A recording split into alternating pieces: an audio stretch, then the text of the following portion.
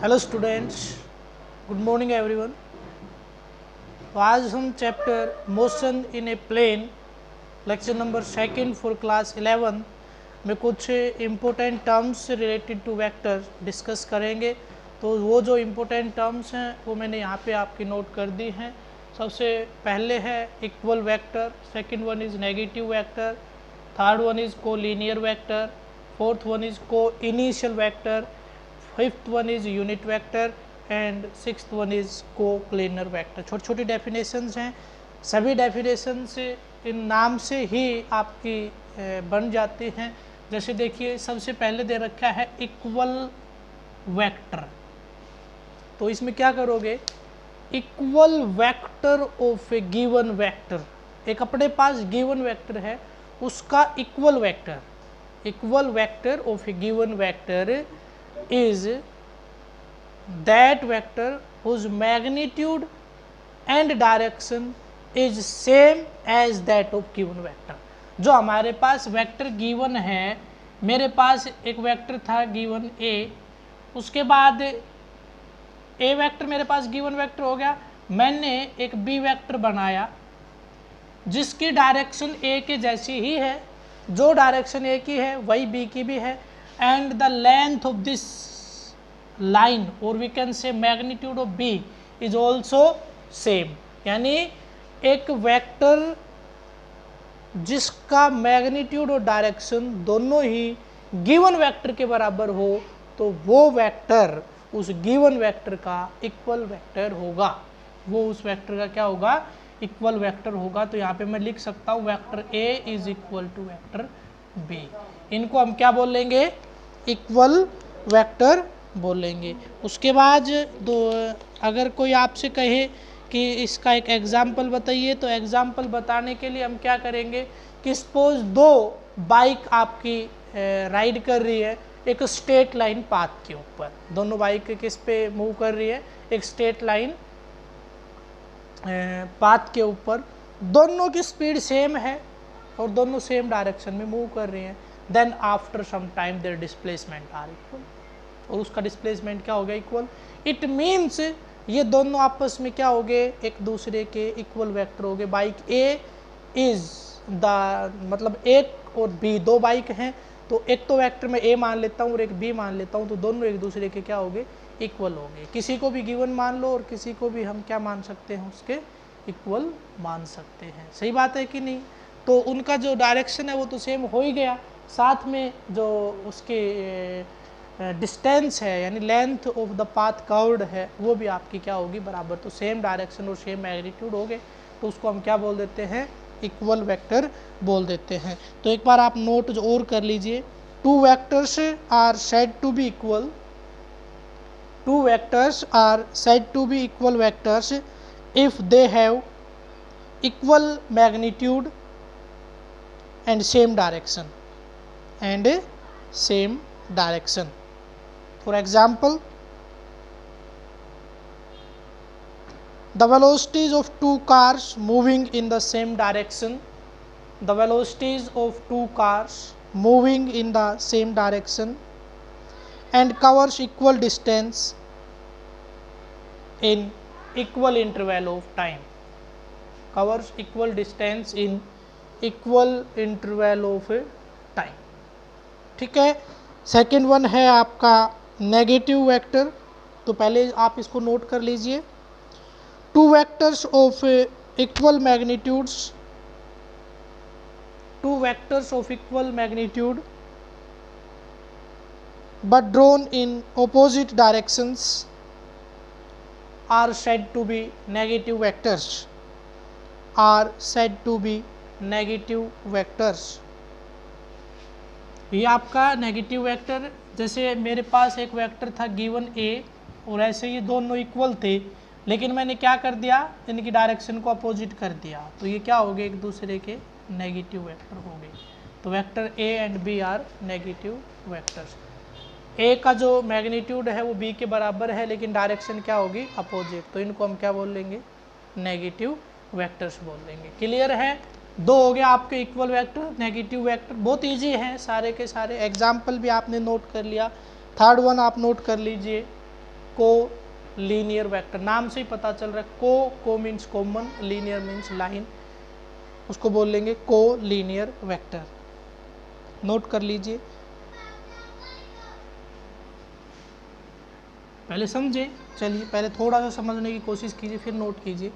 को linear vector, को linear मतलब सेम लाइन के अलोंग। देखिए ये मेरे पास एक लाइन है, इसके ऊपर दो वेक्टर हैं, एक तो वेक्टर ए है और एक वेक्टर बी है। क्लियर, ये दोनों आपके कोलिनियर वेक्टर हो गए। अब देखिए अब की बार मैंने क्या किया कि ये तो वेक्टर ए ले लिया और अब की बार ये ले लिया वेक्टर बी। अब क्या ये कोलिनियर नहीं है, क्योंकि मैग्नीट्यूड की तो कोई बात ही नहीं हुई, केवल और केवल किसकी बात हुई, एक लाइन के अलोंग की बात हुई। ये दोनों एक लाइन के अलोंग है, तो ये दोनों भी कोलिनियर, ये दोनों भी कोलिनियर। चलिए नेक्स्ट अगर मैं देखूं तो ये दो वेक्टर हैं, एक वेक्टर ए है और एक, चलो अब की बार बदल देता हूँ, एक वेक्टर पी है और एक वेक्टर क्या वो है। क्या ये कोलिनियर नहीं हुए, ये भी कोलिनियर है, यानी दो वेक्टर दोनों पैरेलल सेम डायरेक्शन में और मैग्नीट्यूड भी सेम। और उसके बाद अगर मैं बात करूं इस तरह से, इनकी अगर डायरेक्ट मैग्नीट्यूड अगर डिफरेंट है लेकिन क्या है डायरेक्शन सेम है, पैरेलल है, तो अब भी ये क्या है कोलिनियर वेक्टर। तो यहाँ पे चार पार्ट में हम इसको पढ़ेंगे कोलिनियर वेक्टर को। देखिए vectors which are having same direction, या vectors which are acts along same direction, having equal or unequal magnitude, or maybe they are along a single line or maybe or parallel to each other। तो ये दोनों vector आपस में एक same line के along भी हो सकते हैं, दोनों एक दूसरे के पैरेलल भी हो सकते हैं। तो नोट कर लीजिए एक प्रॉपर डेफिनेशन आप इसकी। टू वेक्टर्स हैविंग इक्वल और unequal magnitude, two vectors having equal or unequal magnitudes are called collinear vectors if they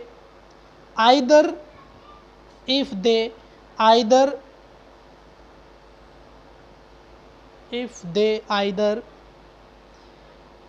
acts along the same line or along parallel lines in the same direction, or acts along same line in opposite direction, or along parallel lines in opposite direction। यानी ये तो आपके case हो गए दो, और दो case ये भी हो सकते हैं कि अनइक्वल और इक्वल मैग्नीट्यूड आपका इस तरह से भी हो सकता है कि एक की डायरेक्शन इधर हो और एक की डायरेक्शन इधर हो, ए इधर हो और बी इधर हो। ऐसे ही इसमें भी हो सकता है कि P इधर हो और क्या इधर हो, अब भी ये आपके कोलिनियर वेक्टर होंगे। यानी डायरेक्शन इज डजेंट मैटर, है ना, अपोजिट हो चाहे सेम हो, मैग्नीट्यूड इज डजेंट मैटर, लेकिन एक चीज़ ज़रूरी है, या तो वो एक लाइन के अलोंग हो या एक दूसरे के पैरेलल हो, तो उन दोनों को हम क्या बोल देंगे कोलिनियर वेक्टर हम बोल देंगे। नेक्स्ट को इनिशियल वेक्टर, तो नाम से ही पता चल रहा है को मीन्स कॉमन, इनिशियल मतलब स्टार्टिंग पॉइंट। ऐसे वेक्टर जिनका स्टार्टिंग पॉइंट सेम हो उनको क्या बोलेंगे को इनिशियल, जिनका इनिशियल पॉइंट क्या हो सेम हो उनको क्या बोलते हैं को इनिशियल वेक्टर। नोट कर लीजिए, vectors having common initial point but having equal और unequal magnitude drawn in the same or in different directions are called collinear vectors, are called co-initial vector। Collinear हो लिया, को इनिशियल की बात कर रहे हैं। तो मेरे पास ये कोई भी एक प्लेन है, ये मैंने मान लिया x और ये मैंने मान लिया y, तो इसमें ये दो वेक्टर हैं, एक तो a है, एक मेरे पास b है, एक मेरे पास c है। ये सारे के सारे क्या हैं को इनिशियल वेक्टर हैं, क्योंकि इनका स्टार्टिंग पॉइंट सभी का क्या है ओ। में भी इसको भी हम वेक्टर दे दे, ये पी है, ये पी दे दे और ये आपका क्या दे दे क्या हो, तो ये सारे के सारे क्या है को इनिशियल वेक्टर्स हैं। यानी केवल स्टार्टिंग पॉइंट सेम हो, चाहे किधर भी जा रहा हो, कोई भी डायरेक्शन हो, किसी भी डायरेक्शन में कोई भी मैग्नीट्यूड हो, डजेंट मैटर, केवल क्या होना चाहिए, इनिशियल पॉइंट क्या होना चाहिए, कॉमन। तो ये सारे क्या हो जाएंगे, को इनिशियल वेक्टर। उसके बाद है यूनिट वेक्टर, ये बहुत इंपॉर्टेंट है, ये आपको आना बहुत जरूरी है। Unit vector, unit vector is very important. देखिए डेफिनेशन वगैरह बहुत कम डिस्कस की जाती है, लेकिन हमारी मजबूरी होती है कि ये भी हम डिस्कस करें। लेकिन जो मैं बता रहा हूँ आपको, यूनिट वेक्टर आपका बहुत ज़्यादा इम्पोर्टेंट है। इसके बिना ये समझ लीजिए कि मोशन इन ए प्लेन, अगर आपको यूनिट वेक्टर नहीं आता तो मोशन इन अ प्लेन में आप कुछ भी नहीं कर सकते। तो चलिए हम इसको थोड़ा डिस्कस कर लेते हैं। यूनिट वेक्टर, देखिए यूनिट का मतलब क्या होता है, जैसे मेरे पास 20 सेंटीमीटर है, इस 20 सेंटीमीटर का यूनिट क्या रहेगा, 1 सेंटीमीटर। ठीक है, ऐसे ही मेरे पास है 300 किलोमीटर, तो इसका यूनिट क्या रहेगा, 1 किलोमीटर। इसको बोलते हैं यूनिट। क्लियर है ना, यानी smallest value in that unit. जैसे मेरे पास केजी है तो 1 केजी है ना, 15 केजी है। तो अब देखिए कई बार एक कंडीशन बन जाती है कि मेरे पास जो अमाउंट है वो 0.9 केजी, भाई अमाउंट तो मैग्नीट्यूड तो है 0.9 केजी है, अब इसका यूनिट बनाइए। तो इसका यूनिट बनाने के लिए इसको पहले से लोअर यूनिट में लेके आइए। तो इसको जो केजी है इसको किस में बदल दीजिए, ग्राम में बदल दीजिए, और फिर जो ग्राम में बनेगा वो इसका क्या बन जाएगा, यूनिट बन जाएगा। यानी समझ गए ना, केजी से नीचे जाते ही ना पॉइंट्स में वैल्यू जाते, 0 पॉइंट समथिंग हो गया, तो फिर उसका यूनिट वेक्टर उसकी पहले क्या करनी पड़ेंगे, यूनिट कन्वर्ट करनी पड़ेंगे, फिर उसका क्या बनाना पड़ता है, यूनिटी बनाना पड़ता है। क्लियर है। तो यहाँ पे ऐसे ही यूनिट वेक्टर्स को हम डिस्कस करने वाले हैं।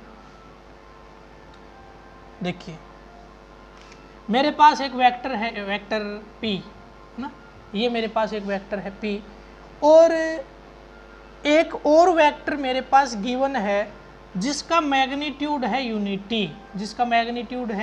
Unity, and which acts along the same direction of p।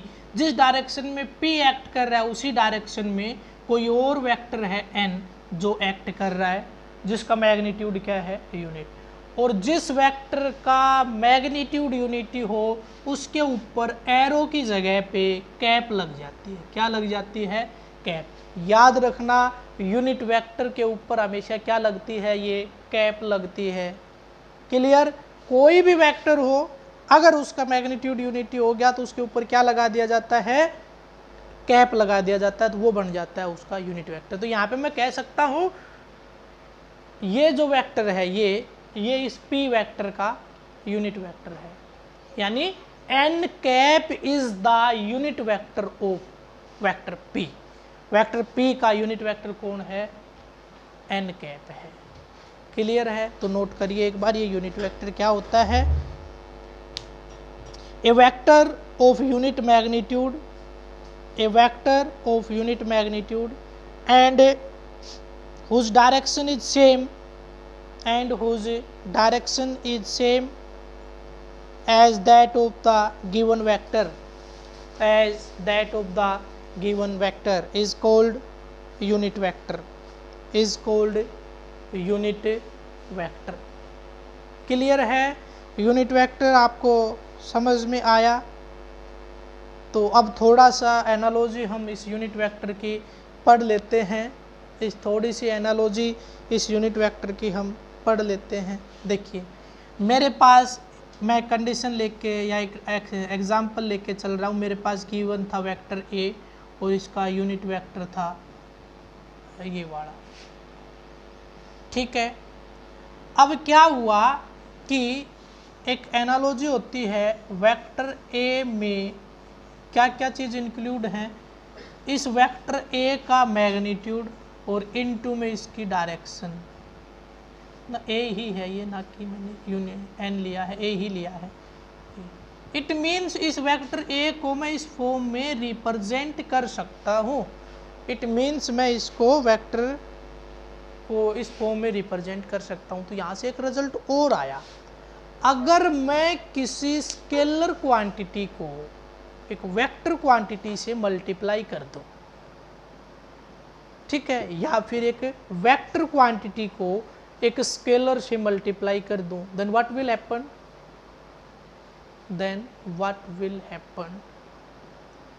भाई मेरे पास था वेक्टर ए और मेरे पास था कोई एक मैग्नीट्यूड जिसको मैंने ए नाम दे रखा था। उस मैग्नीट्यूड के आगे मैंने एक यूनिट वेक्टर लगा दिया, उस मैग्नीट्यूड के आगे मैंने क्या बना दिया, यूनिट वेक्टर लगा दिया, या कोई और वेक्टर लगा दिया। तो अब जो नया वेक्टर बनेगा, यानी एक स्केलर और इनटू में एक वेक्टर, तो यहाँ पे जो रिजल्ट आएगा वो क्या आएगा, वेक्टर आएगा। यहाँ पे जो रिजल्ट आएगा वो क्या आएगा, वेक्टर आएगा। और वो वेक्टर है जो ये नया वेक्टर आया इनके रिजल्ट से, इसकी वैल्यू रहेगी जो गिवन वेक्टर था उसका जो मैग्नीट्यूड है वो स्केलर टाइम्स हो जाएगा। कितना हो जाएगा, स्केलर टाइम्स हो जाएगा। सपोज यहाँ पे जो वेक्टर था ये वेक्टर ए था, है ना, और यहाँ पे जो स्केलर था ये 20 था, तो ये क्या हो जाएगा 20a। भाई डायरेक्शन तो बदली नहीं, केवल और केवल क्या इंक्रीज हो गया, इसका मैग्नीट्यूड कितना हो गया, स्केलर टाइम्स हो गया। यानी एक स्केलर और वेक्टर को अगर आपस में मल्टीप्लाई करोगे तो रिजल्ट एक वेक्टर क्वांटिटी होगी जिसका मैग्नीट्यूड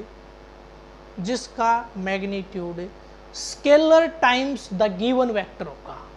जो वेक्टर गिवन था उसका स्केलर टाइम्स होगा। यानी पहले से हो सकता है 20a हो और अब मैंने एक और मैग्नीट्यूड से उसको मल्टीप्लाई कर दिया, तो सपोज वो मैग्नीट्यूड 2 था तो 20 × 2 वेक्टर बनेगा, यानी 40a हो जाएगा, 40 वेक्टर a। समझ गए? यानी नोट कर लीजिए, नोट डालिए, NOTE ऐसे नीचे करके डालिए। If you multiply scalar quantity by any vector और if you multiply any vector by a scalar, any vector quantity by a scalar, यानी एक बार लिख लीजिए स्केलर को वेक्टर से और एक बार लिख लीजिए वेक्टर को स्केलर से। if you multiply scalar by a vector or a vector by a scalar, then the resultant quantity is also a vector quantity, then the resultant quantity is also a vector quantity whose magnitude is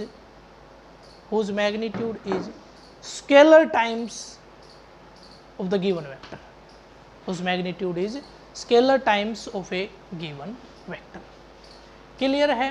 तो अब ये analogy हमारे पास हुई, तो यहाँ से ये साफ साफ पता चल रहा है, यहाँ से साफ साफ पता चल रहा है कि मैं a को क्या लिख सकता हूँ, इस a को एक तरफ रखिए, चलिए ऐसे कर देता हूँ मैं, वेक्टर a अपॉन में इसका यूनिट वेक्टर a कर दूं तो इज इक्वल टू क्या आ रहा है, a आ रहा है। What is a, where a is the magnitude of this vector. इसका क्या है ये मैग्नीट्यूड। मैग्नीट्यूड को कैसे लिखते हैं, इस सिंबल से। निकालते कैसे अभी डिस्कस करेंगे, लगभग 2 वीडियो और आने के बाद फिर इसका मैग्नीट्यूड कैसे निकालते हैं वो डिस्कस करेंगे।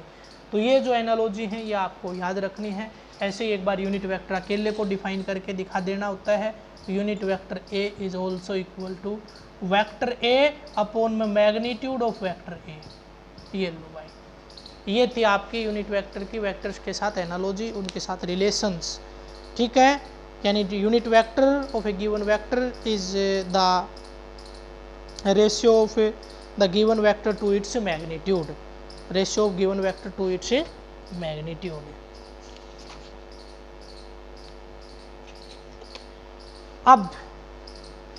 अब जो वेक्टर होते हैं इनके हम यहाँ पे मोशन इन ए प्लेन पढ़ रहे हैं, तो प्लेन में आपके तीनों डायमेंशन आ सकते हैं। तो एक एक्सिस जो डायमेंशंस हैं या एक्सिस हैं, कोऑर्डिनेट्स हैं, तो उनको मैं मान के चल रहा हूँ कि मेरे पास 3 एक्सिस हैं, X Y and Z. 3 axis मेरे पास हैं। कितने एक्सिस हैं, 3 एक्सिस हैं।